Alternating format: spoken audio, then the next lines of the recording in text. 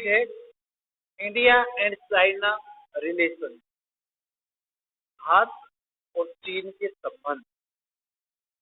1947 को भारत की आजादी के बाद भारत ने अपनी जो स्वतंत्र विदेश नीति थी उसका संचालन अपने हिसाब से किया। भारत ने आजादी के बाद एक डेमोक्रेटिक सिस्टम पर आधारित व्यवस्था को अपनाया, लोकतांत्रिक व्यवस्था अपनाई और अपने पड़ोसी देशों के साथ फ्रेंडली और कोऑपरेटिव म्यूचुअलिटी के जो रिलेशनशिप थे उनकी शुरुआत। आजादी के बाद भारत ने अपने जो पड़ोसी देश थे, चाइना, श्रीलंका, यहाँ तक कि पाकिस्तान, मालदीव, म्यांमार, इन सबके साथ कोशिश की कि एक सहयोगी संबंध स्थापित किए जाए, मैत्रीपूर्ण संबंध स्थापित करने का प्रयास किया।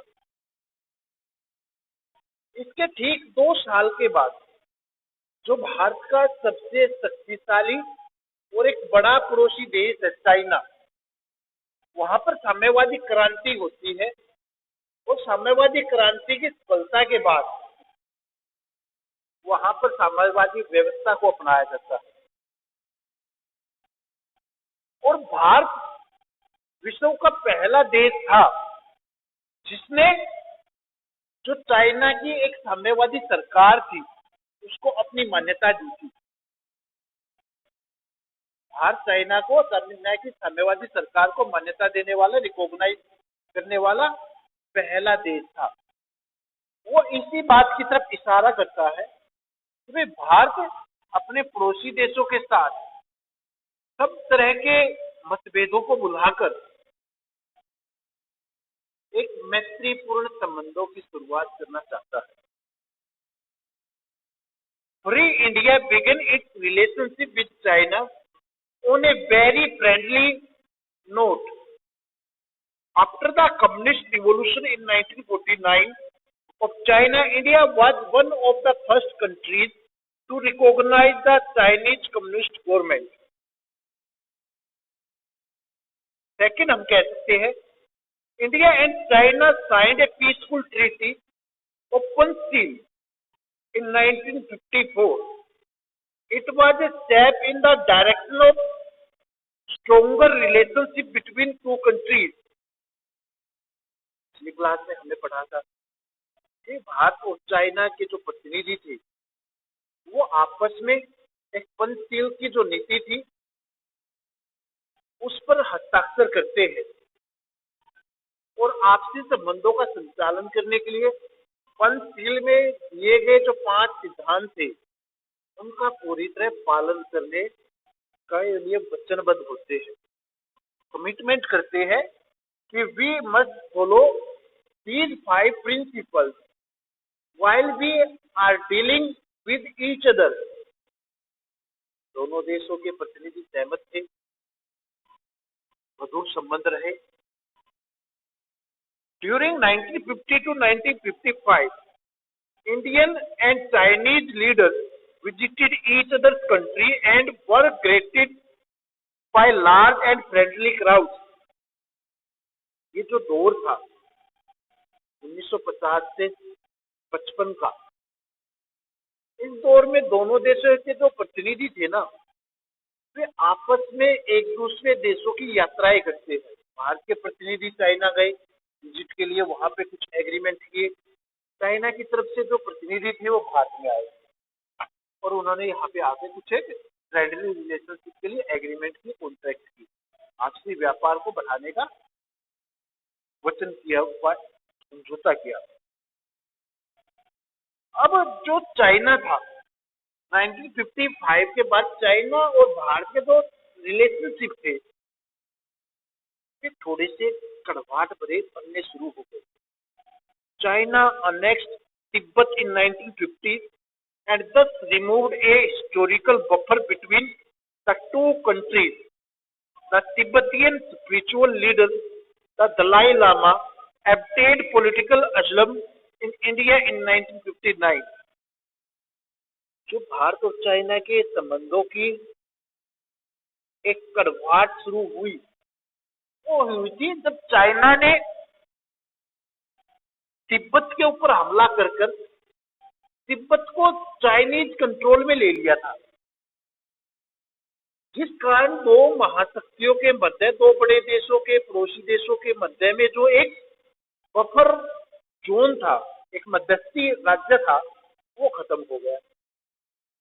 अब वहां के जो धार्मिक गुरु थे दलाई लामा, वो भारत में आते हैं, राजनीतिक शरण उनको भारत सरकार देती है, जबकि दलाई लामा को एक अपराधी घोषित किया गया था, एक आंदोलनकारी घोषित किया गया था चाइना की तरफ से, क्योंकि तिब्बत पर जब अपना अधिकार जमाया चाइना ने, तो दलाई लामा ने वहां पर आंदोलन किया था, इसके विरुद्ध लड़ाई लड़ी थी। लेकिन कुछ समय के बाद उसने क्या किया, दलाई लामा ने 1959 में भारत में राजनीतिक शरण ले ली। चाइना ने रिक्वेस्ट की उसको वापस लेने की, लेकिन भारत ने उसको वापस करने से मना कर दिया। After that, China blamed on India that India intervention in Chinese internal issues and matters.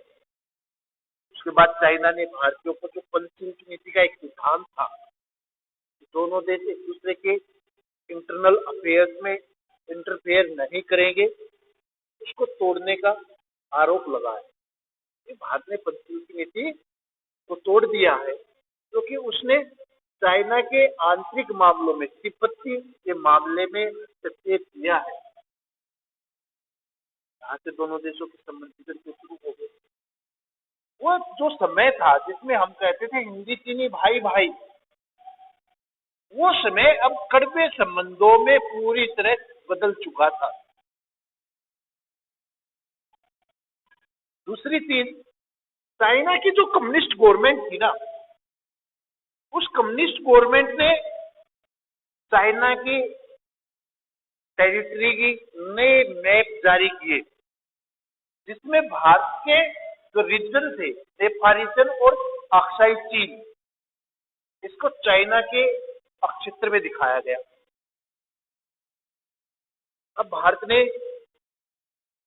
उस पर आपत्ति की, चाइना को बोला कि भाई ये तो भारतीय क्षेत्र, आप अपने नक्शों में क्यों दिखा रहे हो उसको।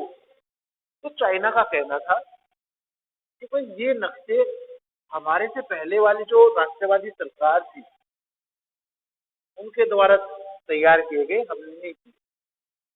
एक टाल मटोल वाली उसने नीति अपनाई, जबकि चाइना, अक्साई चीन और जो नेफा वाला रीजन है भारत का, उसके ऊपर अपना अधिकार जमाना चाहता था, अपना क्लेम कर रहा था।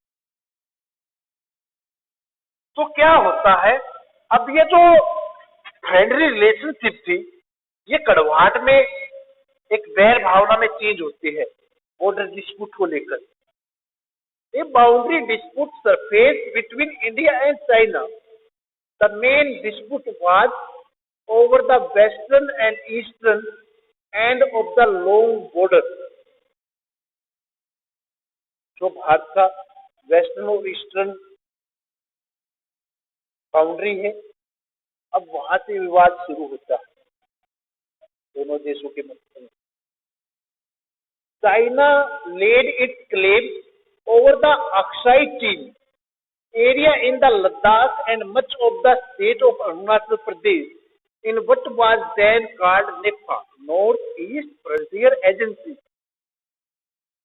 अब ये जो चाइना था, जो भारत का लद्दाख में अक्साई चीन का क्षेत्र है, उसके ऊपर अपना क्लेम करता है, और जो नेफा रीजन है, जिसको आज हम अरुणाचल प्रदेश, जिसको हमने एक स्टेट का दर्जा दे रखा है आज,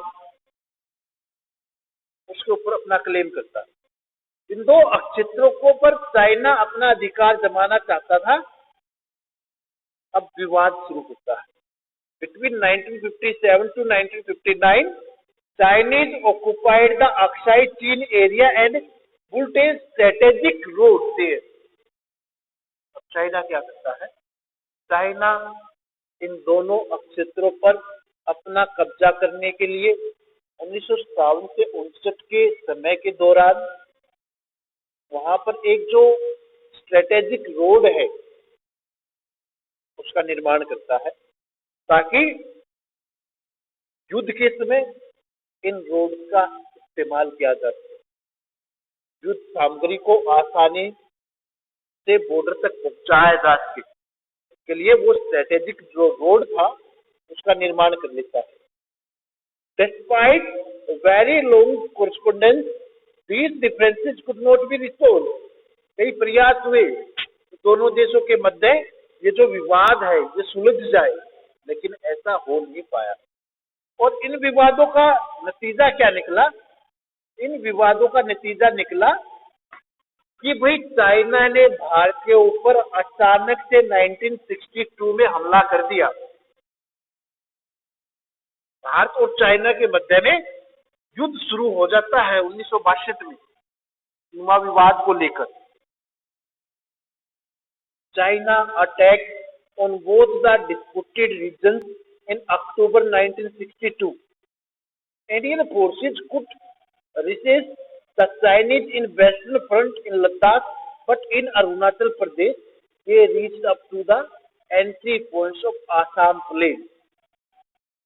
अब जो चाइना है भारत के ऊपर दोनों तरफ से हमला कर सकता है, लद्दाख रीजन की तरफ से भी, अक्साई चीन की तरफ से भी, और जो नेफा रीजन था अरुणाचल प्रदेश उसकी तरफ से भी।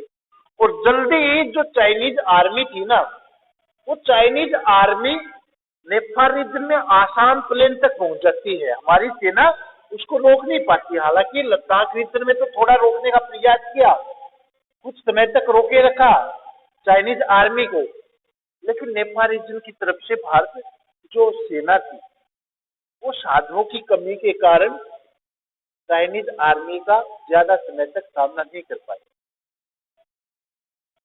Finally China declared a unilateral ceasefire and retreated to the pre-war status quo।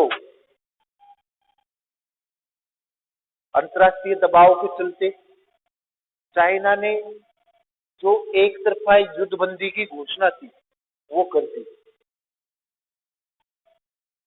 China ने अंतर्राष्ट्रीय दबाव में आकर एक तरफा युद्धबंदी की घोषणा कर दी, और जो युद्ध से पहले की स्थिति थी उसी पर वापस जाने में सहमति दिखाई। क्योंकि जहां युद्ध से पहले हम दोनों देशों का बॉर्डर बांधते थे वहां पर हम वापस चले जाएंगे। युद्ध खत्म हो गया, भारत की करारी हार हुई, और भारत के जो शांतिप्रिय नेता थे, जो आपसी भाईचारे, सहयोगात्मक संबंध, मैत्रीपूर्ण संबंधों पर विश्वास करते थे और निशस्त्रीकरण पर बल देते थे, उन नेताओं की जमकर आलोचना हुई। पंडित जवाहरलाल नेहरू की जो एक आपसी सहयोगपूर्ण संबंधों की नीति थी ना, उसकी चारों तरफ आलोचना होने लगी। पंडित जवाहरलाल नेहरू ने सेना की तरफ, हथियारों की तरफ ज्यादा ध्यान नहीं दिया, और इसी कारण भारत की जो अंतर्राष्ट्रीय स्तर है उस पर किरकिरी हो गई, बात की इंसल्ट हो गई। अब इस इंसल्ट के कई दुर्गामी परिणाम थे। इसके रिजल्ट क्या निकल रहे थे? इसके रिजल्ट निकले बेटा, India suffered heavy losses in this war. It daunted India's image at home and abroad. इस युद्ध के बाद भारत को काफी भारी हानि पड़ी। इस युद्ध के कारण भारत को नुकसान हुआ। भारत की जो इमेज थी घर में भी और बाहर भी, अंतर्राष्ट्रीय स्तर पर भी, वो पूरी तरह धूमिल हो गई, मिट्टी में मिल गई। यार इंडिया हमेशा शांति शांति का पाठ पढ़ाता रहता है, और युद्ध में ऐसे हालात हो गए के साथ क्वेश्चन आता है एग्जाम में 6 मार्च में कि चाइना जो वार थी उसके बाद भारत की जो इमेज थी होम और अब्रोड में, वो दोनों जो है इंसल्टेड हुई। इस तरह से क्वेश्चन बनेगा। दूसरा कह रहा है some of the top army officers resigned from their jobs. India's Defense Minister V.K. Menon had to resign. भारतीय सेना के जो उच्च नेता, उच्च अधिकारी थे, उन्होंने अपने पदों से रिजाइन दे दिया। यहां तक कि भारत के जो डिफेंस मिनिस्टर थे वीके मेनन, उन्होंने भी अपने पद से रिजाइन दे दिया। इस युद्ध में हार का जिम्मा अपने सिर लिया कि भाई युद्ध में हार मेरी कमजोर नीतियों के कारण हुई है, मैं देश की रक्षा करने में सफल नहीं हो पाया, इसलिए उन्होंने अपने पद से इस्तीफा दे दिया। For the first time a no confidence motion was moved and debated in Lok Sabha against the Nehru government. अब भाई पहली बार नेहरू सरकार के विरुद्ध लोकसभा में अविश्वास प्रस्ताव लाया गया। ये नेहरू सरकार के लिए एक गहरा धक्का था। Soon thereafter, Congress lost some key by elections to लोक सभा। उसके कुछ समय के बाद जब लोकसभा में चुनाव हुए तो लोकसभा में जो कांग्रेस थी उसको वो स्थान जो पहले प्राप्त हो रहे थे वो प्राप्त नहीं हुए, बहुत सारी जो सीटें थी उसने गंवा दी। It led to the division of the Communist Party of India का जो सबसे ज्यादा प्रभाव पड़ा वो भारत की जो साम्यवादी दल था उसके ऊपर पड़ा। ये जो साम्यवादी दल था ये क्या हो गया, ये दो धड़ों में बट गया, दो पार्टियों में बट गई, ये पार्टी विभाजित हो गई, टूट गई। The pro USSR faction remained within the CPI and moved toward closer ties with the Congress. जो यूएसएसआर के साथ मधुर संबंध बनाना चाहते थे वो कम्युनिस्ट पार्टी ऑफ इंडिया के नाम से एज इट इज बनी रही और कांग्रेस के ऊपर उनका विश्वास था। ये तो पार्टी थी सीपीआई, इसने कांग्रेस के साथ गहरे संबंध बनाने की कोशिश की जैसे पहले करते आ रही थी। The other faction was closer to China and against Congress. अब इस सीपीआई पार्टी का एक खेमा ऐसा था जो चाइना के साथ अभी भी मधुर संबंध बनाना चाहता था, गुड रिलेशनशिप बनाना चाहता था। तो वो जो पार्टी थी वो सीपीआई एम के नाम से जानी गई, communist Party of India Marxist. जो पार्टी जो ये सीपीआई टूटी, इसमें जो यूएसएसआर के साथ रिलेशनशिप बनाना चाहती थी, चाइना के साथ अच्छे संबंध नहीं बनाना चाहती थी, हर तरह के द्विपक्षीय संबंधों को तोड़ना चाहती थी, वो पार्टी सीपीआई के नाम से जानी गई। और जो पार्टी चाइना के साथ रिलेशनशिप बनाना चाहती थी, अभी भी फ्रेंडली रिलेशनशिप की एडवोकेसी कर रही थी चाइना के साथ, वो पार्टी सीपीआई एम के नाम से जानी गई 1964 में। ठीक है, चलिए 1964 में सीपीआई टूट जाती दो धड़ों में। एक चाइना का फेवर कर रही थी, जो फेवर कर रही थी वो सीपीआई एम के नाम से जानी गई, और दूसरा जो चाइना के साथ हर तरह के संबंधों को तोड़ना चाहती थी वो सीपीआई के नाम से जानी गई। The war alerted the Indian leaders towards the volatile situation in northeast and ultimately led to the granting of statehood to Nagaland, Manipur and Tripura। अब जो ये इंडिया चाइना की वार थी ना, इससे जो भारतीय नेता थे उनको जो नॉर्थ ईस्ट की एक ज्वलंत समस्या थी उसकी तरफ इनका ध्यान दिया। ये नॉर्थ जो ईस्टर्न स्टेट्स है वहां पर हमें शांति स्थापित करनी पड़ेगी, ज्यादा ध्यान देने की जरूरत है। और इसके बाद सरकार ने क्या किया, जो अपनी ये ईस्टर्न स्टेट थी नागालैंड, मणिपुर, त्रिपुरा, जिनको पहले या तो अर्ध राज्य का दर्जा दिया गया था, उनको अब पूर्ण राज्य का दर्जा दे दिया गया। भारतीय संघ में इन स्टेट्स को इंडिया चाइना की वार के बाद पूर्ण राज्य का दर्जा दे दिया गया। इनको भारत का अभिन्न अंग मान लिया गया। India embarked on a military modernization drive.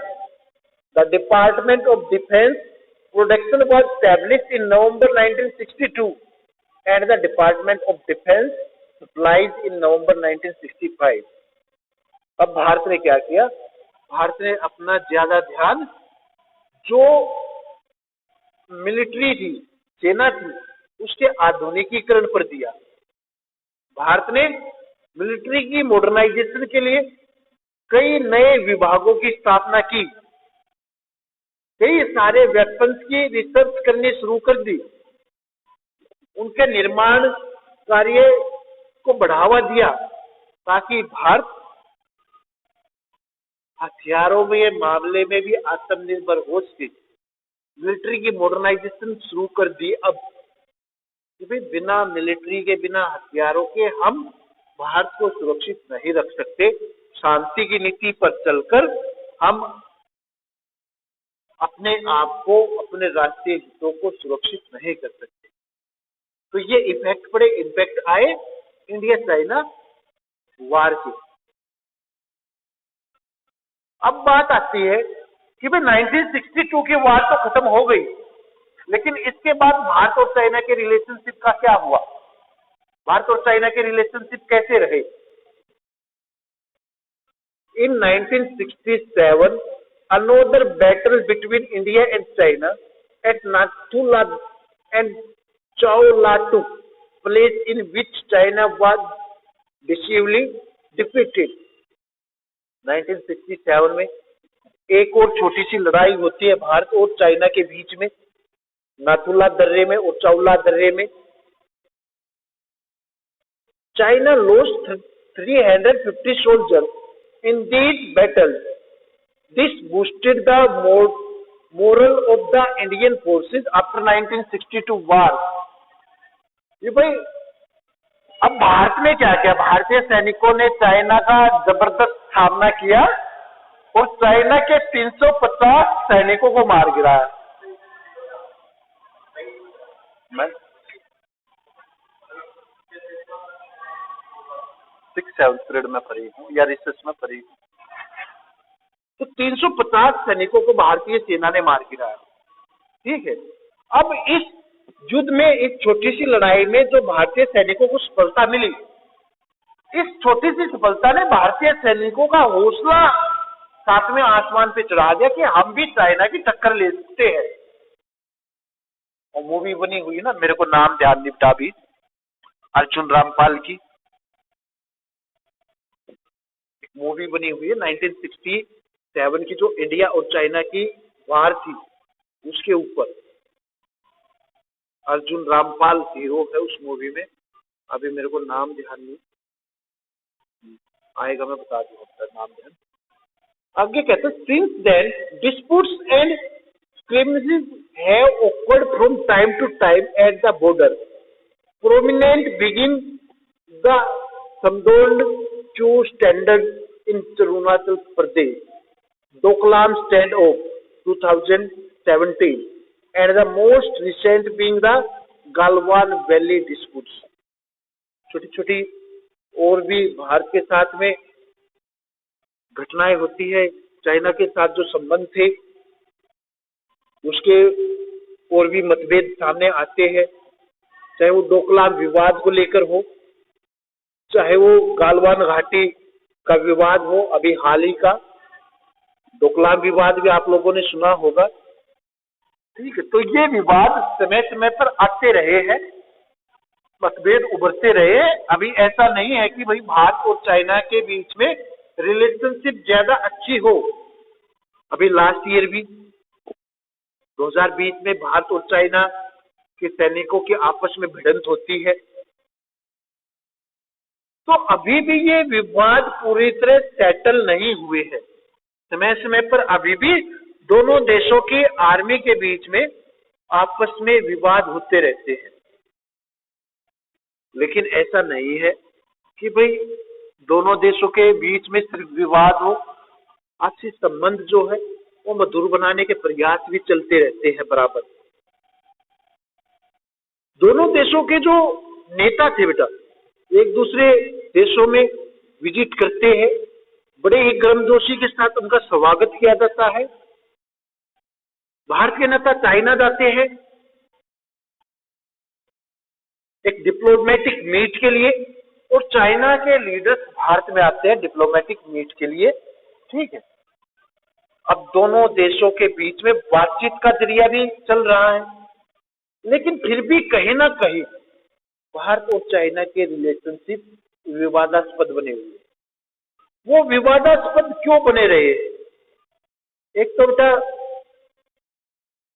Pakistan को लेकर आप लोगों को पता है कि China always favour Pakistan against India. China provide military and finance aid to Pakistan against India. China हमेशा भारत और पाकिस्तान के संबंधों में पाकिस्तान का साथ दे रहा है, चाहे वो वित्तीय सहायता की बात हो, चाहे वो सैनिक सहायता की बात हो।